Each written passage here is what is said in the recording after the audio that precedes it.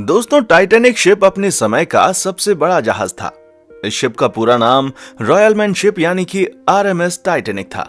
इस शिप को इस तरह से डिजाइन किया गया था कि इसमें 2224 लोग यात्रा कर सकते थे। इस शिप को बनाने का जिम्मा व्हाइट स्टार लाइन कंपनी को दिया गया था, जो कि एक ब्रिटिश शिपिंग कंपनी थी, और इसे लगभग 3000 वर्कर्स की टीम ने मिलकर तैयार किया था। और इसे बनाने में 9 मजदूरों की जान भी चली गई थी। 40 वर्कर गंभीर रूप से घायल हुए थे। उस वक्त इस शिप को बनाने में लगभग 48 करोड़ रुपए का खर्चा आया था, जो कि उस समय के हिसाब से काफी ज्यादा था। दोस्तों, ये जहाज 10 मंजिला जहाज था। ये शिप अपने आप में अटलांटिक में बसा एक छोटे से शहर की तरह लगता था। इसकी सबसे खास बात यह थी कि ये दुनिया का सबसे तेज चलने वाला जहाज था, और इसमें जो सीटी लगी थी उसे 15 किलोमीटर दूर तक सुना जा सकता था। और इस शिप को बनाने वाली कंपनी का तो ये भी दावा था कि ये कभी ना डूबने वाला जहाज है, लेकिन किसको पता था कि टाइटैनिक जैसा विशाल जहाज कभी पानी में डूब सकता है। ऐसे में ये सवाल तो सभी के मन में आया होगा कि आखिर उस रात ऐसा क्या हुआ कि दुनिया का सबसे मजबूत जहाज पानी में डूब गया। आइए जानते हैं। दोस्तों, टाइटैनिक के बनने में 3 साल का समय लगा था, और टाइटैनिक को बनाने में उस समय सबसे महंगे एडवांस टेक्नोलॉजी का इस्तेमाल किया गया था। 1 अप्रैल 1912 को टाइटैनिक शिप समुद्र में एक्सपेरिमेंट के लिए छोड़ दिया गया, जिसके बाद टाइटैनिक ने अपने एक्सपेरिमेंट में बेलफास्ट से आयरिश रिवर तक समुद्र में 150 किलोमीटर की स्पीड से सफर तय किया। और उस वक्त शिप में कंपनी के कई बड़े बड़े अधिकारी मौजूद थे। जिसके बाद उसी दिन शाम को 7 बजे टाइटैनिक बेलफास्ट वापस लौट आया और एक्सपेरिमेंट को सक्सेसफुल माना गया। मैं आपको यह भी बता दूं कि एक्सपेरिमेंट सक्सेसफुल हो जाने के बाद 2 अप्रैल 1912 को टाइटैनिक को यात्रा के लिए ऑफिशियली लॉन्च कर दिया गया, और इसी के साथ टाइटैनिक ने इतिहास के पन्नों में अपना नाम दर्ज कर लिया। टाइटैनिक तो अपनी पहली यात्रा से पहले ही ज्यादा पॉपुलर हो चुका था, क्योंकि उस समय टाइटैनिक का मुकाबला कोई और जहाज कर ही नहीं सकता था। टाइटैनिक में ए क्लास, बी क्लास और सी क्लास के रूम मौजूद थे। यात्रा करने के लिए फर्स्ट क्लास का टिकट 2,70,000 का था, सेकंड क्लास का टिकट 1 लाख का, और थर्ड क्लास का टिकट 20,000 का था। इसके अलावा टाइटैनिक में यात्रियों की हर सुविधाओं का सारा ख्याल रखा गया था। जी हाँ, इसके अंदर एक सुंदर swimming pool, yoga room, expensive cafe with veg and non veg खाना, एंटरटेनमेंट के लिए गेम्स भी मौजूद थे। इसमें नहाने के लिए तो एक एक्सपेंसिव टर्किश बाथरूम भी मौजूद था, जो कि काफी ज्यादा लग्जूरियस था। इसमें सबसे ज्यादा एडवांस इलेक्ट्रिसिटी सिस्टम भी लगाया गया था। और इतना ही नहीं दोस्तों, फर्स्ट क्लास और सेकंड क्लास के लिए 2 अलग अलग लाइब्रेरी भी मौजूद थी। इसके अलावा टाइटैनिक में फर्स्ट क्लास और सेकंड क्लास के यात्रियों के लिए 4 लिफ्ट भी लगी हुई थी। दोस्तों, टाइटैनिक अपनी पहली यात्रा के लिए पूरी तरीके से तैयार था। इसकी पहली यात्रा इंग्लैंड के साउथहैम्पटन से लेकर अमेरिका की न्यूयॉर्क सिटी तक तय की जानी थी, और इसके कैप्टन एडवर्ड जॉन स्मिथ थे। वो दिन था 10 अप्रैल 1912 का, और समय था रात के 12 बजे का, जब टाइटैनिक अपने 2200 यात्रियों को लेकर रवाना हुआ। इस जहाज में कई अमीर लोग मौजूद थे, और उस समय का सबसे अमीर व्यक्ति जैकब एस्टर भी इस शिप में मौजूद था। दोस्तों, इस शिप में कई लोग तो ऐसे थे जो सिर्फ अपने शौक के लिए इस ट्रिप को कर रहे थे, पर शायद उनको ये नहीं मालूम था कि जिस जहाज में वो सवार हुए हैं वो कभी अपनी मंजिल तक पहुंच ही नहीं पाएगा। अब टाइटैनिक साउथहैम्पटन से काफी आगे निकल चुका था। समुद्र में चारों तरफ तेज हवाएं चल रही थी, जिसके कारण मौसम में हल्की सी ठंडक भी थी। इसी समय टाइटैनिक के फर्स्ट ऑफिसर ने टाइटैनिक की स्पीड को बढ़ाने का आदेश दे दिया, ताकि टाइटैनिक टाइम से पहले अमेरिका पहुंचकर यात्रियों और मीडिया को हैरान कर दे।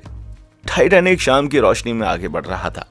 इस जहाज को सफर में निकले हुए लगभग 3 दिन हो चुके थे, और टाइटैनिक में अभी तक एक दुर्घटना भी घट चुकी थी। जी हाँ, दरअसल टाइटैनिक के निचले हिस्से के भाग में पिछले 3 दिनों से आग लगी हुई थी, जो कि टाइटैनिक में मौजूद सभी यात्रियों के लिए खतरा बन सकती थी।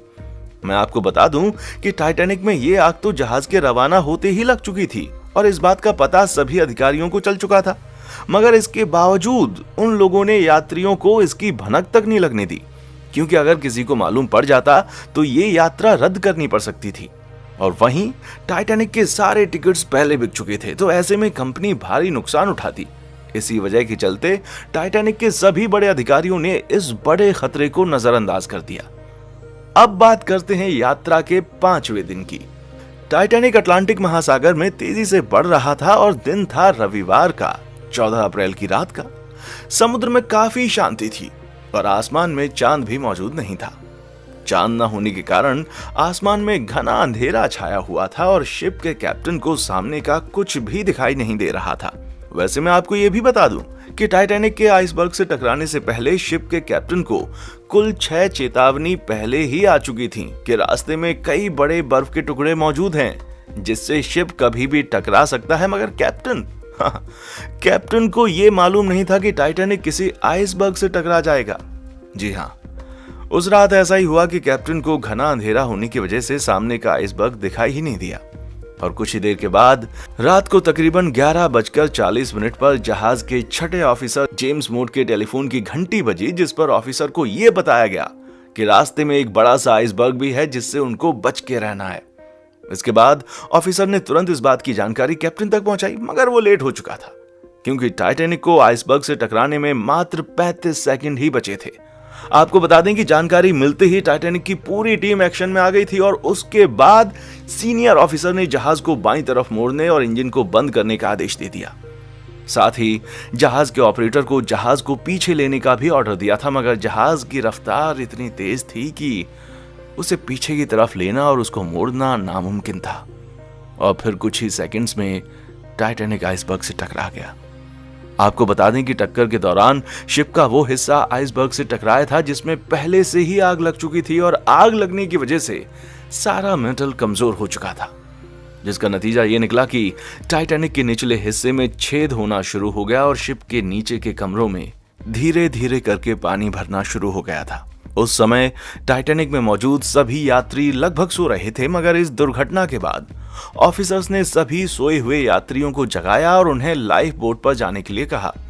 दोस्तों, वैसे तो हर जहाज में यात्रियों की सुरक्षा के लिए 40 लाइफ बोट का होना जरूरी होता है, मगर हैरानी की बात यह थी कि टाइटैनिक में सिर्फ 20 ही लाइफ बोट मौजूद थे, क्योंकि टाइटैनिक को कभी ना डूबने वाला जहाज माना गया था।